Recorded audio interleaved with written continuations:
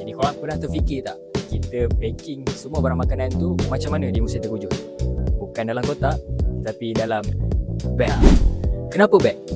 Disebabkan bila kita pakai beg ni, kita senang untuk terus bagi kepada penerima yang terjejas. Disebabkan kita akan melalui kawasan-kawasan yang dia punya cuaca dia tu agak tidak menentu.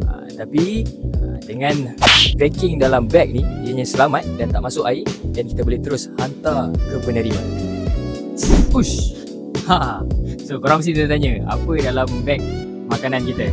So kita ada VGMT, iaitu barang wajib, iaitu beras, gula, tepung, minyak. Okay. So ini kita ada tepung, tengok masuk. Kita ada gula, kita ada bihun, kita ada susu pekat dan juga tambahan lain. Kita juga bagi kicap, mi segera, kopi dan banyak lagi. So di kesempatan ini, saya mungkin boleh selitkan terima kasih kepada sukarelawan yang membantu kita packing tadi. Jadi stay tune sekali lagi dan kita go to the next episode. Let's go. Nak bantu komuniti yang terkesan? Klik link di bio dan sumbang hari ini. Dan satu mesej daripada saya, RM100 dapat membantu satu buah keluarga.